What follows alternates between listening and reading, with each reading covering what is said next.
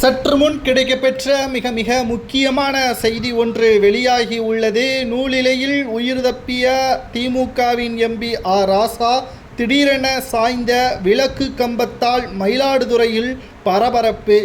அதாவது வாய்க்கு வந்ததை பேசக்கூடாது என்று கூறுவார்கள். ஆனால் கலைஞரின் புகழை பாடும் பொழுது இயற்கைக்கே தாங்க முடியவில்லை. அனைத்திற்கும் கலைஞரின் புகழாரத்தை பாடியதன் காரணமாக மின்கம்பம் அதிவேக காற்றின் காரணமாக ஆர் ராசாவின் தலையில் விழுவதற்கு சற்றே 2 நிமிடத்தில் ஓடிவிட்டார் மேடையில் இருந்து. இதனால் எந்த ஒரு காயமும் இன்றி தப்பித்து விட்டார். ஆனால் அவருக்கு அருகாமையில் இருந்த திமுகவின் மிக முக்கியமான நபர் தலையில் விழுந்து காயம் ஏற்பட்டு மருத்துவமனையில் அனுமதிக்கப்பட்டுள்ளார்.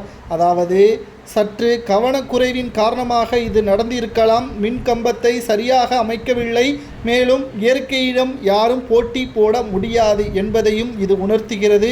இன்று தமிழ்நாட்டில் பல்வேறு பகுதிகளில் இடிமின்னலுடன் கனமழை பெய்யும் என்று ஏற்கனவே வானிலை மையம் தெரிவித்திருந்த நிலையில் அதையும் பெரிதுபடுத்தாமல் கலைஞரின் புகழை பாடுவதற்கு யார் தடைபடுவது என்று ஆர் ராசா அவர்கள் மேடையிலேயே பேசியிருப்பார்.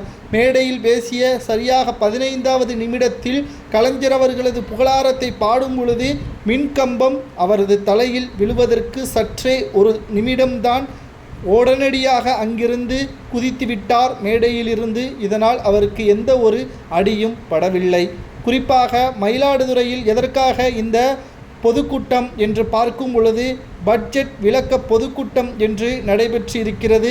திமுக சார்பில் நடந்த இந்த நிகழ்ச்சியில் திமுகவை சேர்ந்த பல்வேறு தலைவர்களும் கலந்து கொண்டுள்ளார்கள். திமுக துணை பொதுச் செயலாளரும் நீலகிரி எம்பியுமான ஆர் ராசா அவர்கள் இந்த நிகழ்ச்சியில் சிறப்பு விருந்தினராகவும் பங்கேற்றார். அவர் பட்ஜெட் குறித்து விளக்கமாக பேசிக்கொண்டிருந்த பொழுது அங்கு மேடையில் பேசுவது கூட்டத்தில் பங்கேற்கும் அனைவருக்கும் தெரிய வேண்டும் என்பதற்காக மேடைக்கு முன்பு மின் விளக்குகள் வைக்கப்பட்டிருந்தது. பொதுவாக எல்லா நிகழ்ச்சிகளிலும் இதுபோன்ற மின் விளக்குகளை வைப்பார்கள். அதுபோலவே இன்றைய தினமும் வைத்திருந்தார்கள். ஆனால் எதிர்பாராத வகையில் பலத்த காற்று வீசியதால் மேடையில் அருகே நிறுத்தப்பட்டிருந்த மின் விளக்குகள் சாய்ந்ததால் பரபரப்பு ஏற்பட்டது. சட்டென இதை பார்த்த சுதாரித்து கொண்ட ஆர் ராசா அவர்கள் அங்கிருந்து குதித்துவிட்டார். அவர் மீது படக்கூடிய அந்த மின்கம்பம் அருகில் இருந்த திமுகவின் நபர் மீது பட்டுள்ளது. இந்த இடத்தில் ஸ்டாலின் இருந்திருந்தால் என்ன நடந்திருக்கும்? சற்றே தமிழகமே பரபரப்பாக மாறியிருக்கும் என்றும் பல தகவல்கள் சமூக வலைதளங்களில் பரவப்பட்டு வருகிறது. இயற்கை செய்தது சரியா தவறா என்பதை கமெண்ட் வாயிலாக கூறுங்கள்.